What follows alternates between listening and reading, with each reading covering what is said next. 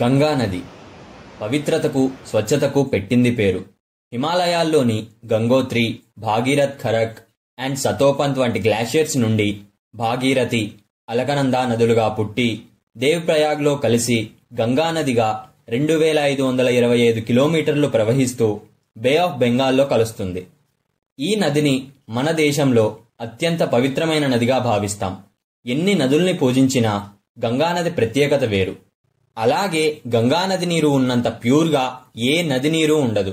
దానికి రీజన్ ఏంటి అని చాలా మందికి తెలియదు. అలాగే ఈ గంగానది ఎలా పుట్టింది, ఈ నీరు నేచురల్గానే ఎందుకు ఇంత ప్యూర్గా ఉంటుంది అనే అన్ని విషయాలను ఈరోజు వీడియోలో తెలుసుకుందాం. ఇది కేవలం ఒక నది కథ కాదు. ఇది మన సంస్కృతి, మన బాధ్యత, మన పాప పుణ్యాల ప్రతిబింబం.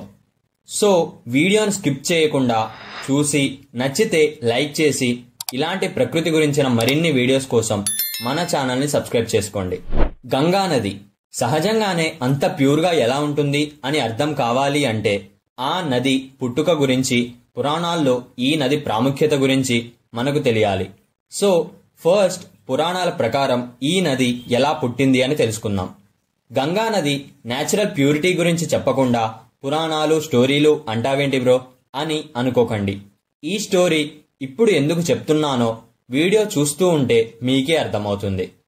కొన్ని వేల సంవత్సరాల క్రితం సూర్యవంశానికి చెందిన భగీరథుడు అనే రాజు గంగానదిని స్వర్గలోకం నుండి భూలోకానికి తీసుకురావడం కోసం 1000 సంవత్సరాలు తపస్సు చేయగా గంగాదేవి ప్రత్యక్షమై, నా ప్రవాహ శక్తిని తట్టుకోవడం ఎవ్వరి వల్ల సాధ్యం కాదు, అది కేవలం శివుడి వల్లే అవుతుంది, కాబట్టి నీవు శివుడిని ప్రసన్నం చేసుకో అని చెప్పింది. తరువాత భగీరథుడు శివుడిని ప్రసన్నం చేసుకోవడానికి తపస్సు చేసి శివుడిని మెప్పించాడు. ఆ తరువాత గంగా ప్రవాహం మొదట శివుడి తలపై పడి తర్వాత శివుడి జటల నుండి ప్రవాహం భూమిపైకి వచ్చింది. ఆ గంగను భగీరథుడు భూమిపైకి తీసుకువచ్చాడు అని గంగానదిని భాగీరథి అని కూడా పిలుస్తారు అని వాల్మీకి రామాయణం బాలకాండలో ఉంది. ఈ స్టోరీని మన కంటెంట్ కి కావలసినంత మాత్రమే షార్ట్ గా చెప్పాను. సో ఇది అసలు స్టోరీ. ఈ స్టోరీలో మనకి అర్థం కావాల్సింది గంగానది మన హిందువులకు ఎంత పవిత్రమైనదో అని. ఇది ఇలా ఉంచి గంగానది ఫిజికల్ ఫీచర్స్ గురించి చూస్తే, గంగానది 2 పవిత్ర నదులైన భాగీరథి మరియు అలకనందా నదుల కలయిక. ఈ 2 నదులు కలిసిన ప్రాంతం అయిన దేవ్ ప్రయాగ్ ప్రాంతం నుండే గంగానదిగా పిలుస్తారు. So first Bhagirathi and Alaknanda ఎలా పుట్టాయో తెలుసుకుందాం. ఉత్తరాఖండ్ స్టేట్, ఉత్తరకాశీ డిస్ట్రిక్ట్, గర్హ్వాల్ హిమాలయాస్ లోని గంగోత్రి గ్లేషియర్ పార్ట్ అయిన గౌముఖ్ గ్లేషియర్ లో భాగీరథి రివర్ పుడుతుంది. ఈ గంగోత్రి గ్లేషియర్ పొడవు 30 కిలోమీటర్లు, వెడల్పు 4 కిలోమీటర్లు వరకు ఉంటుంది. చాలా మంది దేవ్ప్రయాగ్ నుండే గంగా నది అని పిలిచినా నిజానికి ఈ భాగీరథి నదినే గంగా అని కూడా పిలుస్తారు. అలాగే ఈ గంగోత్రి గ్లేషియర్ నుండే గంగానది పుట్టింది అని భావిస్తారు. అలా గౌముఖ్ గ్లేషియర్ నుండి మొదలై ధారాసు, టెహ్రీ సిటీల గుండా దేవ్ప్రయాగ్కు చేరుకుంటుంది. ఇలా దేవ్ప్రయాగ్కు చేరుకునే ముందు ఈ భాగీరథిలో కొన్ని ఉపనదులు కలిసి ఈ భాగీరథి నది యొక్క ప్రవాహాన్ని పెంచుతాయి. అవే కేదార్ గంగా, జాద్ గంగా, సియాన్ ఘాట్, ఖిర్ గంగా అండ్ బిల్నాగ్నా. ఈ ఉపనదులు కూడా హిమాలయాల్లోని గ్లేషియర్స్ నుంచి పుట్టినవే. తర్వాతి పవిత్ర నది అయిన అలకనందా రివర్ కూడా ఉత్తరాఖండ్ స్టేట్, చమోలి డిస్ట్రిక్ట్, గర్హ్వాల్ హిమాలయాస్ లో ముఖ్యంగా సతోపంత్ గ్లేషియర్ నుండి పుడుతుంది. అలాగే ఈ గ్లేషియర్ తో పాటు భాగీరథ్, ఖరక్ గ్లేషియర్ నీరు కూడా కొంత అలకనందలో కలుస్తుంది. నిజానికి భాగీరథి నది కన్నా అలకనందలోనే ఎక్కువ నీరు ఉంటాయి. బట్ పురాణాల్లోని స్టోరీస్ కారణంగా భాగీరథి నదినే గంగా నదిగా పిలుస్తుంటారు. ఇక ఈ అలకనంద నది యొక్క ఉపనదులు చూసుకుంటే, విష్ణుప్రయాగ్లో ధౌలి గంగా రివర్, నన్ప్రయాగ్లో నందాకిని రివర్, కర్ణప్రయాగ్లో పిండార్ ఆర్ పిండారి రివర్, రుద్రప్రయాగ్లో మందాకిని రివర్స్ కలుస్తాయి. ఈ ఉపనదులు కూడా హిమాలయాల్లోని గ్లేషియర్స్ నుంచి పుట్టినవే. తరువాత అలకనంద మరియు భాగీరథి నదులు దేవ్ప్రయాగ్లో కలిసి ఒకే నదిగా గంగానదిగా ఆవిర్భవిస్తాయి. ఈ 5 ప్రయాగ్లను పంచప్రయాగ్ అనే పేరుతో పిలుస్తారు. ప్రయాగ్ అంటే సంగమ స్థలం, 2 లేదా అంతకంటే ఎక్కువ నదులు కలిసే ప్రదేశం అని అర్థం. ఇలా దేవ్ ప్రయాగ్లో 2 నదులు కలిసిన తరువాత గంగా నది రిషికేశ్, హరిద్వార్ నుండి ప్రవహిస్తూ ఉత్తరప్రదేశ్లోని బిజ్నోర్ స్టేట్ నుండి ఉత్తరప్రదేశ్లో ఎంటర్ అయ్యి ప్రయాగ్రాజ్, వారణాసి వంటి పుణ్యక్షేత్రాల నుండి ప్రవహిస్తూ ఘాజీపూర్ నుండి ఉత్తరప్రదేశ్ అండ్ బీహార్ బోర్డర్స్ కి రీచ్ అయ్యి బీహార్, జార్ఖండ్, వెస్ట్ బెంగాల్ స్టేట్స్ లో ప్రవహిస్తూ వెస్ట్ బెంగాల్లోని ముర్షిదాబాద్ డిస్ట్రిక్ట్ లోని ఫరాఖా అనే టౌన్ లో గంగా నది 2 పాయలుగా విడిపోయి ప్రవాహం కొనసాగిస్తుంది. వాటిలో ఒకటి హుగ్లీ రివర్ గా, మరొకటి పద్మా రివర్ గా ప్రవహిస్తాయి. హుగ్లీ రివర్ వెస్ట్ బెంగాల్లోని కోల్కతా నుండి ప్రవహిస్తూ బే ఆఫ్ బెంగాల్లో కలుస్తుంది.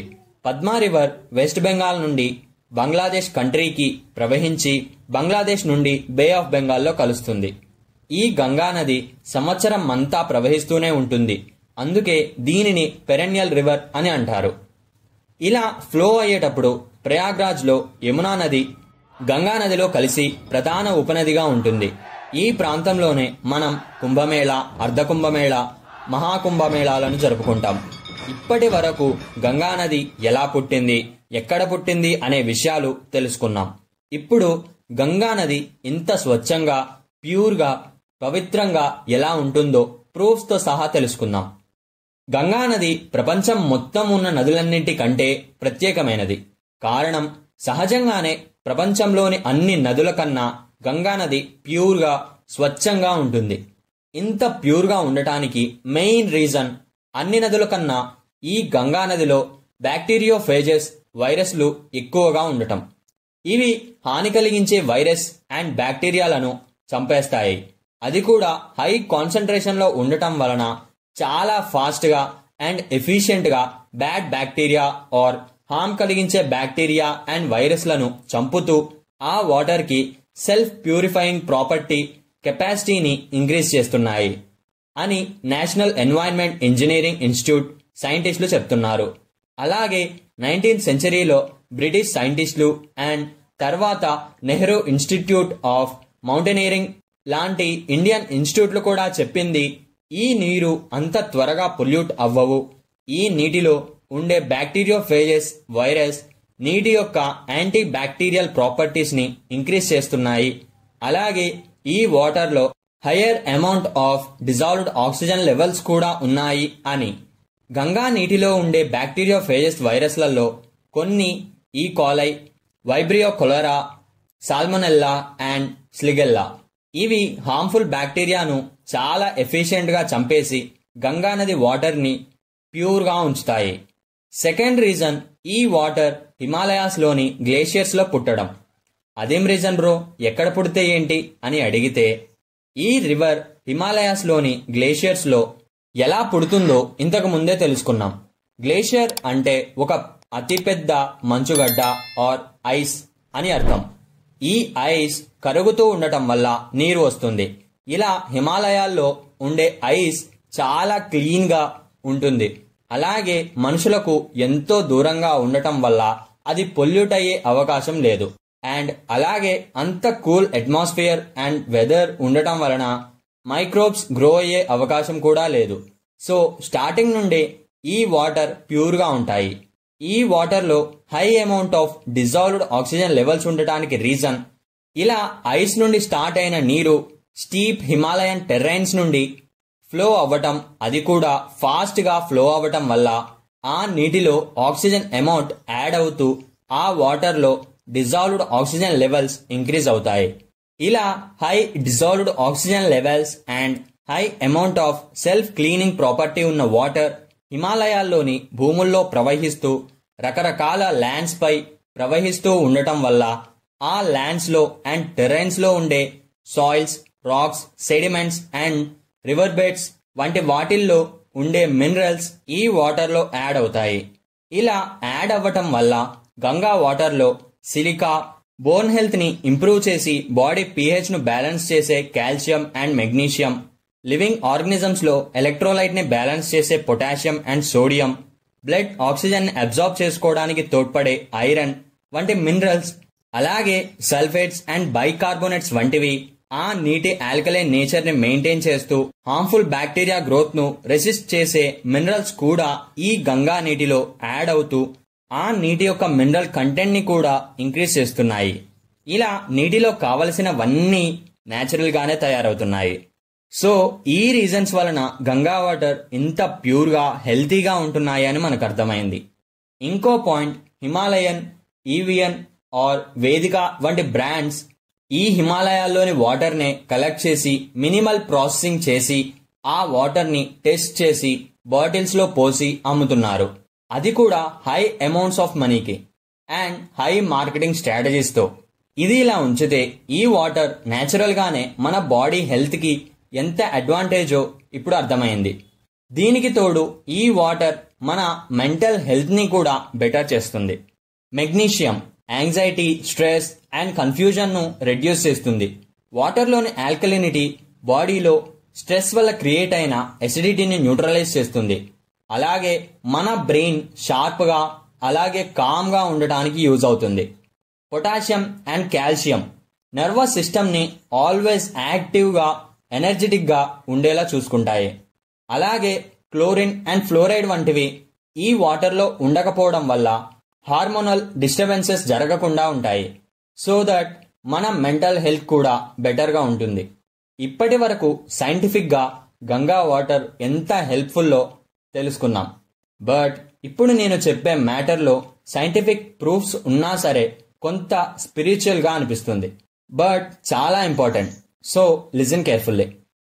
వాటర్ కి మెమొరీ పవర్ ఉంటుంది అని అందరికీ తెలిసిన విషయమే. అసలు ఇదెందుకు వచ్చింది బ్రో అని విసుక్కోకండి. షార్ట్ గానే ఎక్స్ప్లెయిన్ చేస్తా, కొంచెం ఓపికతో వినండి. ఈ నది పుట్టుక పురాణాల ప్రకారం ఎంతో ప్రాముఖ్యతమైనది అని తెలుసుకున్నాం. అలాగే హిమాలయాస్ లో ఎలాంటి అట్మాస్ఫియర్ ఉంటుందో కూడా కొంత తెలుసుకున్నాం. గంగా నదిని మనం చాలా పవిత్రంగా భావిస్తాం.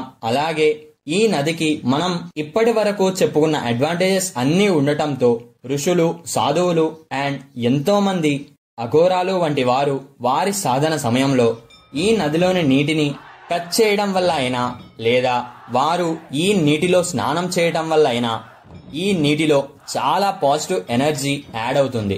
అలాగే వారిలోని ఎనర్జీ కూడా ఎంతో కొంత ట్రాన్స్ఫర్ అవుతుంది. ఇలా ఎనర్జీ ట్రాన్స్ఫర్ అవ్వడం వల్ల ఆ నీరు కామన్ పీపుల్స్ కి అంటే మనకి బాడీ హెల్త్ తో పాటు మెంటల్ హెల్త్ ని కూడా స్టెబిలైజ్ అయ్యేలా చేస్తుంది. సో నీటిని గౌరవించడం మన సాంప్రదాయం మాత్రమే కాదు, మన బాధ్యత. బికాస్ వాటర్ ని మనం ఎలా ట్రీట్ చేస్తే వాటర్ కూడా మనని అలాగే ట్రీట్ చేస్తుంది. కాబట్టి నాకు తెలిసి ఇప్పటి వరకు గంగానది గురించిన ప్రతి విషయం అందరికీ అర్థమైంది అనుకుంటున్నాను. కేవలం మనం గంగానదిలో చేసే పొల్యూషన్ తప్ప. సో ఆ టాపిక్ ని చాలా డీటెయిల్ గా నెక్స్ట్ వీడియోలో తెలుసుకుందాం. వీడియోను ఇప్పటి వరకు చూసిన ప్రతి ఒక్కరికి కృతజ్ఞతలు.